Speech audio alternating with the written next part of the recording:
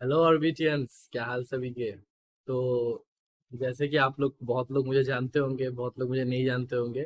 और नीट आने वाला है, राइट। 7 मई को नीट है, याद है ना। अरे सर, आपने याद दिलाया तो याद है, वरना हम लोग तो बढ़िया लपेट के सो रहे थे सर। ठीक है। तो नीट तो आ ही रहा है, प्रिपरेशन चल रहा होगा, पता है कैसे चल रहा है भाई, मैंने भी वो गुजारा है वो वक्त। I know. चाप तो रहता है, नहीं हाँ, चाप तो रहता है। तो चाप को थोड़ा दूर करते हैं, नहीं, थोड़ा सा टिप्स ट्रिक्स बताते हैं कि ये आखिरी 1-2 हफ्ते में तुम्हें करना क्या है एग्जैक्टली। 1-2 हफ्ते में जितना भी टाइम बचा है। सर 1-2 हफ्ता भी नहीं बचा है सर, क्या बोले सर। 1 हफ्ता तो बचा है ना। क्या करे इस लास्ट 1 हफ्ते में ताकि आपका नीट का स्कोर बूस्ट हो जाए। अब ऐसा मैं नहीं बोलूंगा यार, ये वीडियो आपका जिंदगी बदलवा देगा। एक वीडियो और आपको कितना मिलेगा, 720 में 720, नहीं ऐसा हो ही नहीं सकता भाई। फिर तो मैं खुद एक दरबार खोल के बैठ जा। और फिर दरबार खोल के बैठ के मैं यही सब करता ना। यार माथे में हाथ बुलाता है मैं।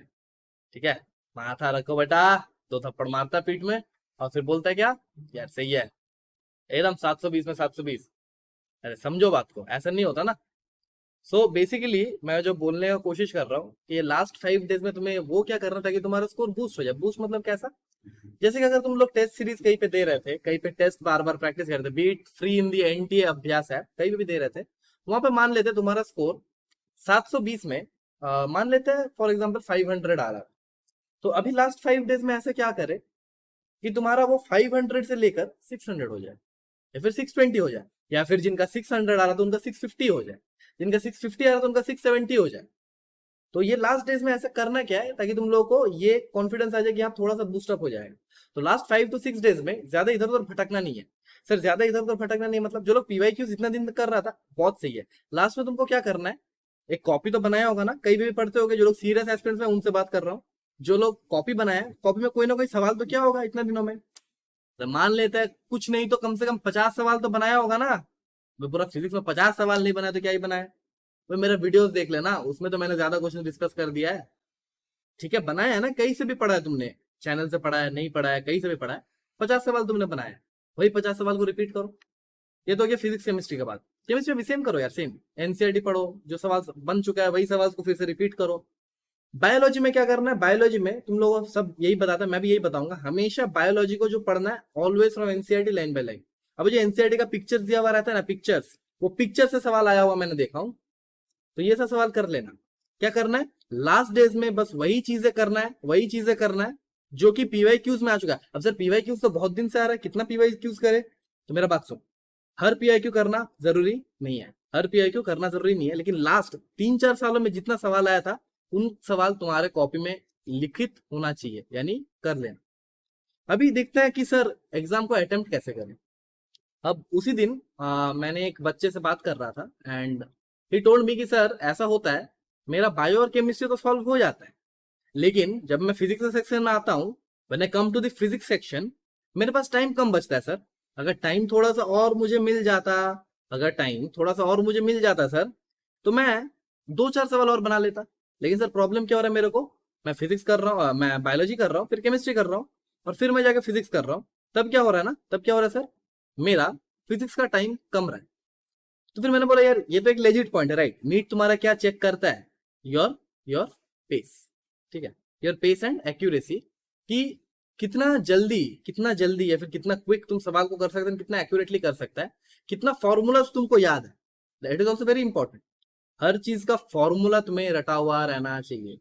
अभी लास्ट 5 दिन में तो फॉर्मूला ऐसे भूलना ही मत यार, जो सब फॉर्मूला तुमको पता है वो सब एकदम ऐसे पता होना चाहिए कि नींद में भी कोई पूछे, नींद में भी कोई तुमको उठा के पूछे कि बबुआ ये वाला फॉर्मूला कौन सा होगा, तुमको बोलने में सक्षम रहो। यार फॉर्मूला पूछ रहे वे, लास्ट दिन में तुम मेरे से फॉर्मूला पूछेगा, है हिम्मत, हाँ फॉर्मूला पूछेगा। ऐसा टाइप का रटा हुआ रहना चाहिए।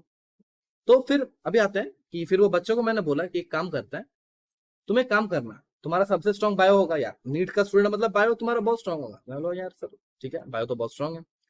फिर उसने क्या किया, मैंने बोला कि तुम बायो को स्ट्रॉन्ग करो। ठीक है, सबसे पहले बायो को अटेम्प्ट करो, बायो को अटेम्प्ट करो, and try to attempt bio in 45 minutes. Because अगर तुम नीट का एस्पिरेंट है, you need to complete bio in 45 minutes, because bio क्या आता है, सवाल फ्रॉम एनसीईआरटी, और सवाल फ्रॉम एनसीईआरटी सवाल सॉल्व करना बहुत इजी होता है अगर तुम्हें डेटा पता हो। अगर डेटा पता हुआ तो तुम्हारा सवाल बन जाएगा, और डेटा पता नहीं हुआ तो सवाल नहीं बनेगा। तो 20 से 25 सेकंड तुमको लगेगा हर एक सवाल के लिए फॉर बायोलॉजी। तो बायोलॉजी जल्दी से निपटा लेना, मैंने उसको बोला कि बायोलॉजी तुम जल्दी से निपटा देना। And after that go to the chemistry section, या फिर नहीं, या पहले बायोलॉजी को निपटाया तुमने, फिर go to the physics section and give time to physics section. 1 घंटा मिलता है ना, ये 15 मिनट तुमने बायोलॉजी से सेव किया, 15 मिनट तुमने बायोलॉजी से सेव किया। फिर तुम फिजिक्स में जाओ, फिर छाटो, क्वेश्चंस को छाटो, ऐसे छानो कि सर ये सवाल, ये सवाल, ये सवाल, ये 40 में से ये 30 सवाल मेरे से बन जाएगा, या फिर ये 20 सवाल मेरे से बन जाएगा। वो 20 सवाल को बनाओ। अब वो 20 सवाल अगर तुमसे बन रहा है तो वो 1 घंटा से कम लगेगा। ये सुनो, ये सुनो, अगर वो 20 से 25 सवाल कुछ भी तुमसे अगर बन रहा है, चूज करो, ऐसे छानो कौन सा 40 में से कौन सा करना है, छान लिया। फिर अगर वो तुम्हें आता है, तो फिर उसको करने में टाइम ज्यादा नहीं लगेगा। क्योंकि मैंने क्या बोला, नीट तुम्हारा क्या चेक करता है, स्पीड और एक्यूरेसी। तो फॉर्मूला बेस्ड सवाल ज्यादा आने का चांसेस है।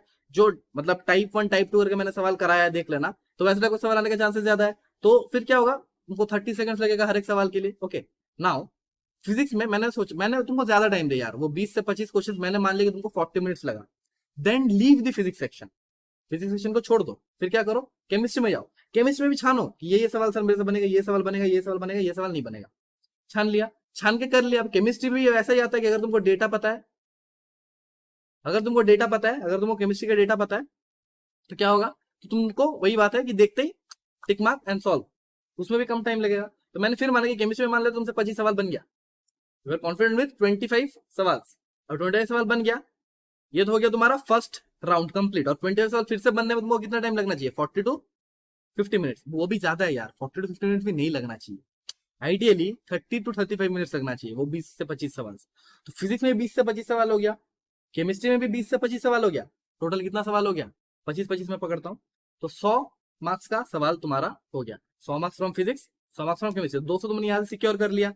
मैं मान लेता हूँ कि बायोलॉजी सबका अच्छा होता है, तो बायोलॉजी में 340 ये तो होना ही चाहिए। तो 340 प्लस 200 540 सिक्योर्ड, 540 सिक्योर्ड। अब 600 प्लस कैसे जाए sir, how to go 600 plus. तो अभी तुमको करना क्या है, now go to second reading.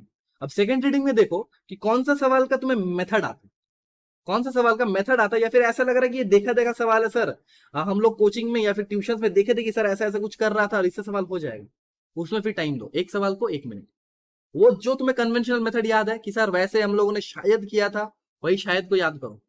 फिर वो शायद में तुम क्या करो, शहद भरो, यानी वो शायद में इसको ट्राई करो। अगर एक चांस में बनता है तो करो, अगर तुम देखते हो कि एक चांस में वैसे नहीं बन रहा है तो छोड़ो, तभी छोड़ो, फिर जाओ दूसरे सवाल में। ऐसा करते करते जाओगे ना, तो तुम देखना कि जब तुम्हारा ऑलरेडी पेपर पूरा खत्म, मतलब 80% खत्म हो, तुम्हारा माइंड में प्रेशर घटता जाता है। ये जो प्रेशर, एग्जाम प्रेशर लेना is the most important thing. ठीक है, जैसे कि तुम ऐसा होगा देखना कि घर में तुम्हारा अच्छा सवाल आ जाता, नंबर आ जाता है, लेकिन तुम्हारा हॉल में जाके नहीं आता। ऐसा क्यों होता है सर, हॉल में जाके क्यों नहीं आता, एग्जाम प्रेशर। तो ऐसा करके माइंड को ट्रेन करने की पहले तुमको क्या करना है, माइंड का प्रेशर लेवल्स को डाउन करना है।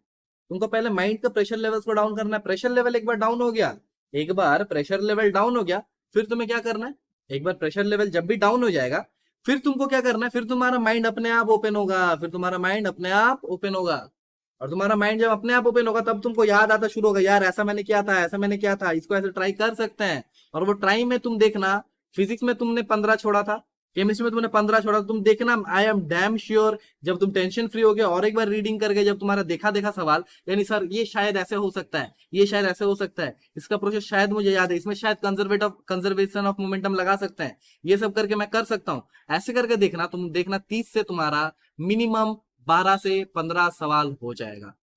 स्ट्रेटेजी बता रहा हूँ, 12 से 15 सवाल हो जाएगा कि अंदर बैठ के तुमको क्या करना है, वहां बैठ के क्या करना है, लास्ट के 5 दिन क्या करना है। 15 सवाल मैं मानता हूँ बन गया, और and more 60 marks is secured, more 60 marks is secured. और मैंने क्या बोला कि वो 15 सवाल को मैक्सिमम 1.5 मिनट देना है। इफ यू गिव 15 मिनट्स, फिर भी तुमको क्या मिलता है, फिर भी तुम देखोगे 30 मिनट्स के अंदर अंदर, 30 मिनट्स के अंदर अंदर तुमने और 60 मार्क्स सिक्योर कर लिया। अभी तुम्हारे पास बचा और टाइम, अभी तुम्हारे पास बचा और टाइम, क्योंकि तुमने कितना टाइम सेव किया था, 35-35-70, और तुमको कितना मिलता है, 120 मिनट, 120 मिनट। अभी 30 मिनट, अभी भी 20 मिनट तुम्हारे पास बचा, अभी भी 20 मिनट तुम्हारे पास बचा। और तुम्हारे पास सवाल कितना बचा, तुम्हारे पास सवाल बचा बस 15। तो 20 मिनट 15 सवाल। आई होप कि फिर तुम थोड़ा सा मेहनत करके और 3-4 सवाल अगर निकाल लेते हो, तो 620 तुम्हारा बन जाएगा। So a average student who was scoring 500 to 550 can go up to 600 in NEET वहां बैठ के। ये ऐसे अगर तुम स्ट्रेटेजी करो। और एक चीज लास्ट में यही बोल के मैं एंड करूंगा कि अभी जितना पढ़ना है पढ़ाई करना कर लो, जितना पढ़ाई करना है, ठीक है, ठीक है। लेकिन 6 तारीख क्या करना है ना, 6 तारीख आराम से म्यूजिक डाल के आराम से एकदम अपना लेटे रहना है, थोड़ा वॉक पे जाना है, ठीक है। सुबह का टाइम पढ़ लेना, लाइक मॉर्निंग टाइम थोड़ा पढ़ लेना उठ के, जैसे कि 6 बजे अगर उठते हो तो 6 से 10 पढ़ लेना, या फिर जो लोग थोड़ा और देरी में उठते हैं, मतलब one time you sit for studying. फिर बढ़िया से खाना पीना करो, एकदम टेंशन छोड़ दो यार। लास्ट में हमेशा याद रखना, ये एग्जाम एग्जाम कुछ नहीं होता, ठीक है। लाइफ में सक्सीड करना, एग्जाम से क्या बनता है पता है? एग्जाम से कॉन्फिडेंस बनता है, ठीक है। आज मैं एक बात बता रहा हूँ कि अगर कोई आईआईटीएन है या फिर आईआईटीएन नहीं है, he is also that much deserving in the world, in the competitive world, जितना एक आईआईटीएन है। हाँ, आईआईटीएन को क्या होता है ना, पहला पुश ज्यादा मिलता है ना, नॉन आईआईटीएन। लेकिन अगर मेहनत करते रहोगे तो no matter you are IITian, no matter you are an IITian, no matter आप क्या कर रहे हो, नो मैटर आप जिंदगी में कुछ भी कर रहे हो, आप बहुत अच्छा करोगे, आप बहुत आगे बढ़ोगे। तो कभी डिप्रेस मत होना। एग्जाम है, एग्जाम को एग्जाम की तरह दो, अच्छे से दो, बढ़िया से दो, एकदम माइंड फ्री होके दो, boost up your confidence. All the best for your NEET. और अगर नीट क्रैक हो जाए और आपको लगे कि ये सर कभी काम आए थे आपको, let me know in the comment box. Thank you, bye.